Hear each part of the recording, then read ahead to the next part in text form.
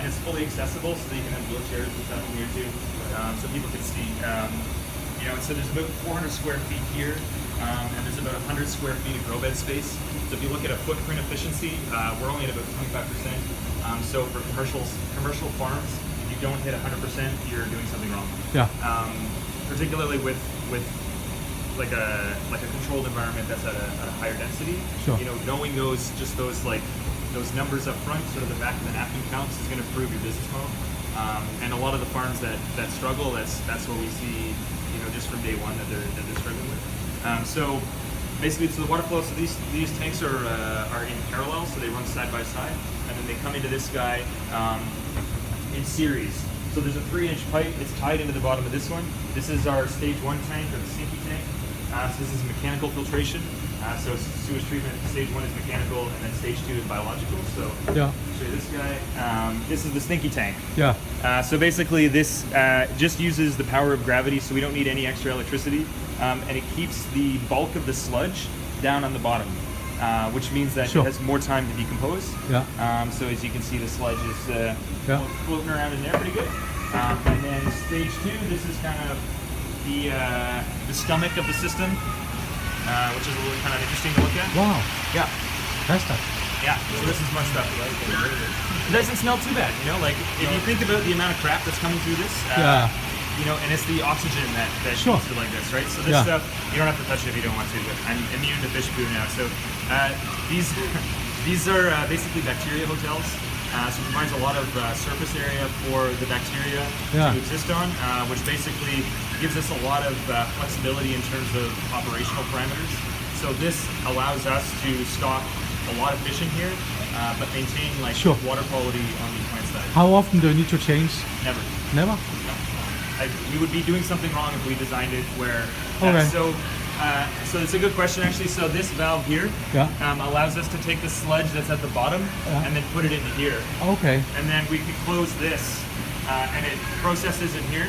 Got it. And then it goes back to the system. So Oh, we do okay. that about once a month. Yeah. But Because you need to get rid of some.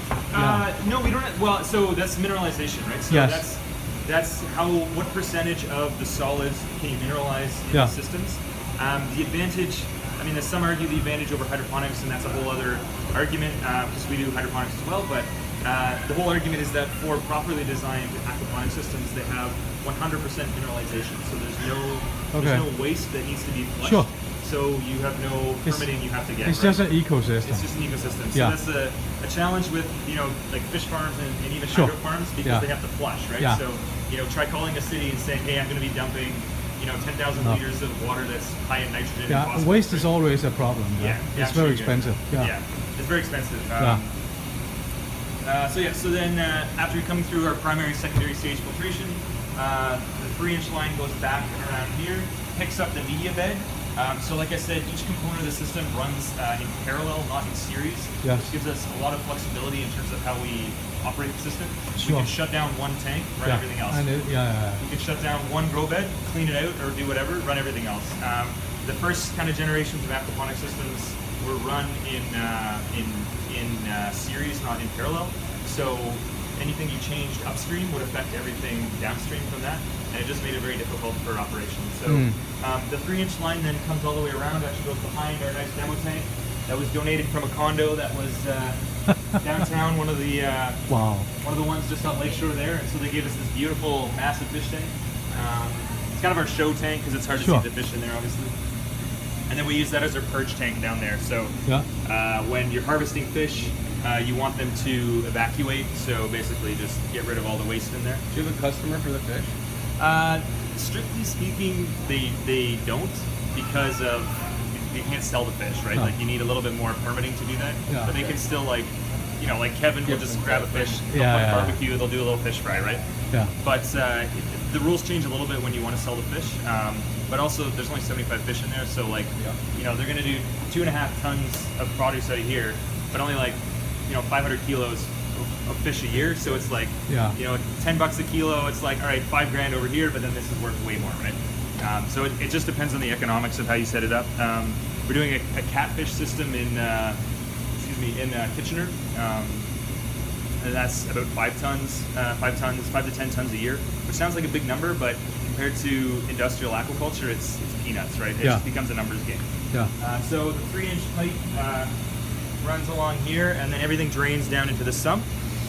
So this is where everything drains into. You can see that water here. So each component of the system drains into the sump by itself manually, and then we pump out with one pump. We have 2 pumps, so one's a backup. So if there's an issue, all we have to do is literally unplug the pump, plug the next one in, and there's no issues with in terms of production. So then these 2 grow beds are run in parallel as well. So you can see, we have the water inflow into each one. Runs continuously. This system has been running for over a year now continuously, and we've never had to shut it off. We've never had to do anything like that because it's an ecosystem, like you said. So the longest running system we have is in Oman, and that's been running for about 5 years now. And Oman, yeah. So most of our work is overseas because this stuff's a lot easier overseas. So starting to get a lot of interest in Canada though now, which is kind of exciting, but just trying to help people make sure they do their due diligence and kind of figure out like where it works and where you can make margin and where you can't and all that stuff. So so we're just using lights like T5 standard full spectrum lights here. They're nothing fancy, but they work, right? And that's the thing. People get so worked up about LEDs and like all that, which is great, but end of the day, like they're still going to work like this. And if it's an incremental increase for 5 times the price, like you really got to figure that out, right? Yeah. Yeah. What else can I talk about? Oh yeah. So there's really only 2 main mechanical components to run the system. So we run all these systems off of one pump. So the whole system runs off of one pump, and we let gravity do the work. So we just pump up to this high, and gravity flows. And gravity flows. Right. Yes. So it means that we're not really under as much pressure as other systems. Yeah. So that's kind of our approach has always been like on that side. So I was out in Niagara on the lake last week looking at there's a really, really large aquaponic system over there, and they have like 27 pumps, running, and it's because they've over-engineered the fish side. Yeah. So it really depends on what you're trying to do. So you can see, it's really loud, but basically these blowers. So this blower is about 400 watts, and these pumps I think they're about 120 watts. Yeah. So they don't actually use that much power compared to the lights. Like the lights is the big power draw. Yeah. Do you know how much it consumes? The lights? I think they're 65 watts per bulb, 48 watts per bulb. So there's probably like 6 or 7 kilowatts running right here. Right. So it's probably like 6 or 7. Yeah. So it's probably like 60 cents an hour that they're running. So then in a day, it's like $4 or $5 kind of power that they're using. Yeah. So that's just the reality of this stuff, right? Yeah. And with the LED lighting, what would be the cost savings if you did this on a much larger scale, say? So the LEDs are going to cost you about 5 to 12 times more than these ones. Yeah, they use a quarter of. But utility is less. Yes, they use a quarter of the electricity. It's just a business case approach. Exactly. Yeah. Just calculation. And you can calculate that pretty effectively. It's a funny industry right now though because if you've done manufacturing, it's like buying a machine that has 50,000 hours of lifespan on it, right? It's like you only have to buy one of those every like 10 or 15 years, right? But the problem is now the market's getting flooded with LEDs, but their lifespan is so long, like their salvage value is exceptionally high because a farm shuts down and they've only got 15, 20,000 hours of lights. It's like very easy to just like throw that into another one, right? So I don't know if so you can get deals on LED lighting like you wouldn't believe. Yeah, we got these from to make a business out of this. Yeah, literally. They come and go, right? They come and go, and they don't have good cash flow, right? Because they'll do 4 or 5 farms a year, and they'll do huge deals, but they only sell once, and it's not like they're coming back every couple of weeks to buy new light bars, right? So we have a couple of lighting partners that we've done some work with. University of Guelph has an excellent lab out there with Mike Dixon, who does all sorts of crazy stuff with NASA and space stuff and all sorts of fun stuff there. But people get so excited about the lights now, and mostly driven by the medicinal marijuana industry, of course, because that's where a lot of this stuff comes from. What else can I talk about here? So if you guys want to just... So it's pretty straightforward. We run the lights on a timer, so we run them at night because it's cheaper, obviously. And And daytime you don't run it?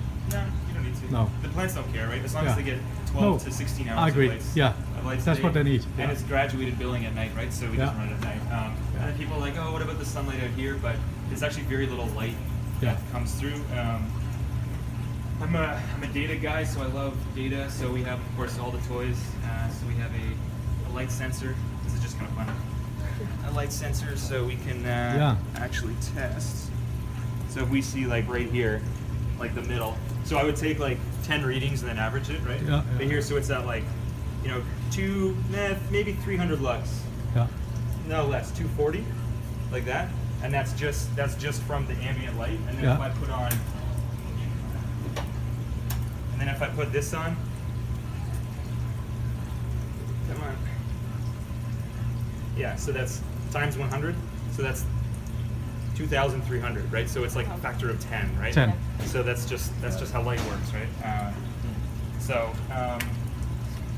Yeah. It's interesting. What else can I talk about that's fun? How much do they sell one head for? Do you know? $1.50.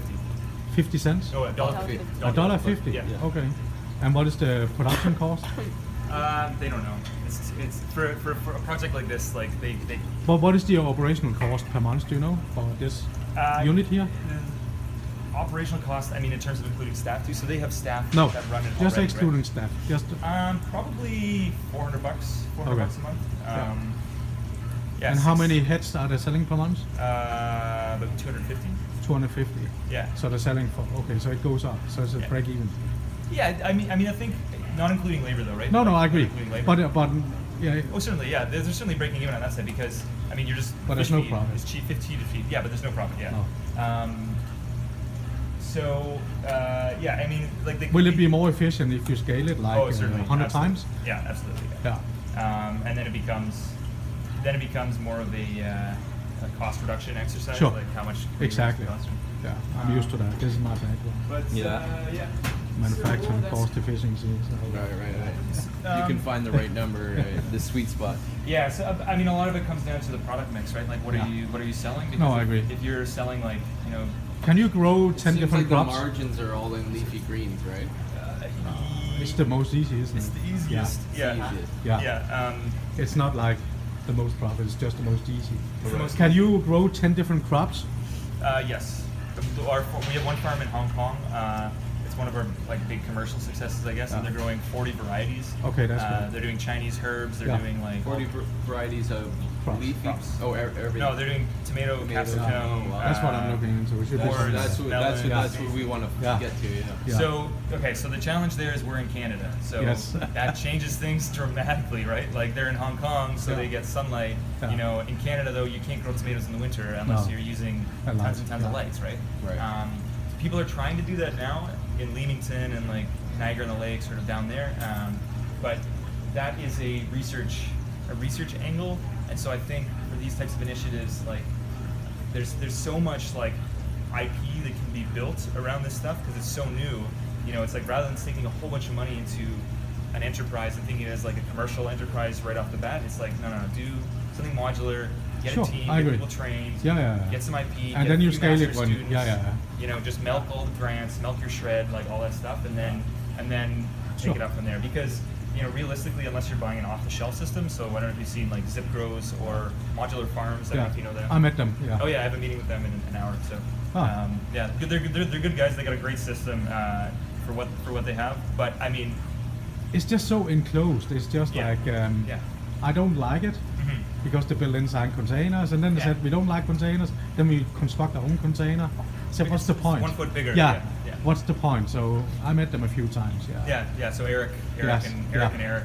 Yeah. Yeah, so I've done some work for them because we so Water Farmers now has this arm of us that does like urban agriculture innovation. So it's not just aquaponics. I've figured out we have the skill set to do sort of urban agriculture stuff. So that's expanded into demonstrations. So that's like for Rand. For Rand, City. yeah, So yeah. I do a bunch of work for him at his new greenhouse site Yes. there. So 427. yeah. Yes. So I'm going out there because the Modular Farms guys are probably going to come out and see some stuff. So, But yeah, oh yeah, data stuff. So we run just a little off-the-shelf sensor because everyone loves data and Internet of Things and all that wacky stuff. So there's a sensor in here that's piped to a server. Yeah. That goes right here, so we can actually see what our levels are right here. And this one's really basic, but I mean it costs $200. But I mean if you're doing a commercial system, you'd put in like $5,000, real time, cloud, all that fun stuff, right? Yeah. This is just like an amateur hour stuff, but it works fine. You know, it does the job. So you just see ammonia, pH, temperature, and then there's another sensor upstairs. Actually, oh yeah, see these guys. Now you can see them. They're coming to the surface now. Yeah. They're gonna get thirsty though. So I got yeah, they're gasping for air because there's no air on. So I'm gonna turn the air on. I gotta stop eating. Sorry guys. And then you can see the bubbles, and then they get happy. I think also Kevin likes to shut off the bubbles when he feeds them because then it's more impressive when people come and stuff, right? So in terms of cost, like this one, that question, this one costs about $25,000 to build. A lot of that is just, you know, associated building costs, you know, so like they didn't have a drain here. And I told them I wouldn't work with them unless they put a drain on site, right? And that costs $5,000, right? To put a drain in that goes to stormwater outside, right? That's just the reality of it. I told them like you have to assume that if you have this volume of water, even if I've designed it the best I possibly can and we build it the best we can, you're going to have issues, right? Like you're going to have flooding issues. You know, something as simple as someone leaves a valve open, you know, and gets a phone call and walks away, right? There was no failure, but there was operator error that contributed to an issue. So, and that's just sort of in the risk assessment stuff. Yeah, so this one was about $25,000. It was funded partially by Scatting Court and then partially by the City of Toronto. I can't remember the name of the program. It's like Section 35 or something where they appropriate 37. Yeah. That's the one. Yeah, they appropriate funds based on development in the area. They'll put money aside for different community projects. Give back. Yeah, exactly, that kind of thing. So Joe Cressy, who's the councillor, who's an awesome guy, he put some money into this to get us paid. Kevin originally wanted to put this in a container, like you've seen the containers that they got here. And it took me a few months of negotiation with him to say like, don't put it in a container. Let's put it outside. Let's have it so people can see it. And it's real. Like you can come in and like kids will be, you know, just sitting here like all day looking at the fish, you know, which is kind of neat from our perspective. And you know, we've got a McDonald's right across the street, so it's kind of like, you know, like this to sort of What about like robotics or packaging or like different machinery to do all of that stuff? Like do you have all that?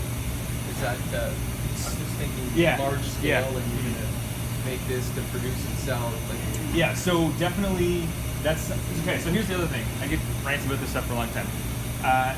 The new industry of controlled environment agriculture and vertical farming or whatever has come mostly like the genesis of that came more from technology and like nerds and developers who came into it from that side, not from people who have a horticultural background who people already do this. People have already been growing. You know, maybe like farming is like the second oldest profession or something, right? Like, so definitely like we know the oldest. Yeah, exactly. Yeah. So I have you on video. Great. So here like there's there's definitely automation stuff, but it's like it already exists. Like you don't need to reinvent the wheel and everything. If it's like there's people who are doing like pick and place machines, you know, so like kind of a kind of pick and place, which is cool, but it's like again, it's like if you guys like if you dump like $4 or $5 million into something like that, and then you realize like, well, we should have just hired a bunch of, you know, students at $12 an hour or whatever, you know. So there's key things that do help. So like the seeding trays, right? So we seed in a very sort of basic savage way here, where like I'll show you real quick. So, and this is because these machines cost like $100,000, right? So they're just seeding directly like that. You can see the tube coming up there. Yep. But at a large scale, you definitely be buying like an automatic seeder. Oh, of course. And it does like a tray of, I think it's like, there's about 256 plugs on each tray, and you just fill it with soil, and then it's called a vacuum seeder, and then the vacuum seeder just deposits one seed automatically into each one. Right. But it sort of depends on like where you want to find the efficiencies, you know. So I don't know if you guys have heard of Farmed Here. There's a farm in Chicago that just shut down, one of the biggest in the States, and they were doing this kind of thing with like horizontal plane like this and six high. So they'd use scissor lifts. So there's a lot of associated challenges with that. So they had very high labor overhead. Like modular farms, they use zip throw towers, which are it's just another way to skin the cat, right? Like it's just another way to do the same thing that everybody else is doing. I like them. I think they're challenging to use in some environments, particularly for aquaponics, because the water is highly loaded with solids. So there's a lot of maintenance and failure cases using those towers, which I'm sure you saw. If you were going to scale something really high and have a lot, how would you do it? I would on like a rotating. No, anything that moves, like don't have something that moves. Yeah. Like look, you're competing. So it depends on what you're competing with, right? Like, are you competing with existing greenhouse growers, or are you competing with California, right? Is it import replacement? Because the province right now in OFA, like the Ontario Federation of Agriculture, they're very like not scared is not the right word, but there's a little bit of trepidation around this whole sector because people are coming at it from the technology side and not from like an existing like horticulture side. So it's like, you know, if you're going into a warehouse, like, you know, where you're paying, I don't know how much you pay per square foot cost of a 200,000 square foot warehouse, but you can go north, like, you know, to the Holland Marsh or like a brownfield like in Milton or something, you know, and rent like just crop space for cheap and throw up a bunch of greenhouses, you know, and that's like, you know, and then you don't have to pay for heat and not a bunch of HVAC and stuff. So it's always this like, it's always this give and take. And I think from that technology side, people try to solution everything. So they try to just like solve all the problems in one place, which I think can be done. Like Farmed Here was profitable. They shut down for a business reason, not for a specific profitability reason. But like, you know, it's trying to reinvent the wheel. It's like people know how to farm anyways, right? Like there's other efficient ways to do it. And you were doing like, I think that from my point of view, the point is if we could grow crops in a controlled environment year round. Yeah. So we have 4 seasons instead of 3 seasons, or you harvest like every month. Yeah. It's a big difference, right? Huge difference. Yeah. And I think that's the approach we need to have. Yeah. And then we'll put in automation where it makes sense. Yeah, when it makes right? sense. Yeah. Where it makes sense means either from a cost point of view or a quality point of view. Yeah. And that's always the approach you need to have. For sure. Yeah. For sure. And then and I think, and I always like the idea when you're going into untouched territory to say, okay, let's build it small first. Yeah. Do some trial and errors and figure out what works and find out what you can scale. Get the economics right, and when you say, okay, now it's right, then we scale it. Do it like factor 1, and then do factor 10, and then factor 100, right? Yes. I completely agree with that. Like, you know, for our systems overseas, like, we don't use any automation, right? No. People ask us, like, oh, do you have things like, no, because there's 2 Chinese ladies who are so much faster than any of you guys at doing this, and they're just bang on it. They live on site. They have the villages right beside the greenhouse. You know, they love their job, and they just sit there seeding all day, right? They probably seed like 10 or 15,000 seeds that's per the day. problem when you have engineers. I don't know. Are you an engineer? Probably. I did grad school in engineering, but I'm not actually an engineer. Because so. engineers, the problem is that they start with mechanical solutions, automation, which is wrong. Yeah. You should always start with people, process, systems, right? Yeah. In that sequence. Yeah. But if you put an engineer ahead of it, you start with the systems first. Yeah. And this is the wrong approach. Yeah, totally. Yeah. And so for us, it's always been like record keeping. Like I'll show you. You're gonna see how we do it. So basically, I just built an app. Too much stuff going on. So let me show you really quick here. Just to make it super straightforward for the staff here, because they hire at-risk youth, so like they're not educated. The people who work here, they don't have high school, so it's us saying like, hey, they don't know what pH is, right? No. But it's like that's fine, that's totally fine. And now the man who runs it here, right? Like he's really good at this stuff. Like he's doing a great job, but he doesn't have any education in it, right? Yeah. So we CC 707 AP, So basically, we just have like a URL that goes to a checklist that they have to complete every single time you cross that door. Sure. So I have to do this after this and say, yes, Evan was here, I did a tour, and really the only thing you have to do is the biosecurity and hazard inspection. But then, we'll say EB completed this. Oh, come on, there we go. And then I'll say tour with Smart Centers. And then each of the screens of the form will say fish feeding, and we weigh everything, so it's like very scientific. Fish behavior, how they do. If you don't do it, you just keep clicking next. Sure. And so they had an iPad here, but I think it got stolen. But there's a lot of people through this place. So then everything's there, and then I can just show you the data. You can see in a sec. So then we have a dashboard. So I did analytics for Loblaws. So I spent a long time doing where is it?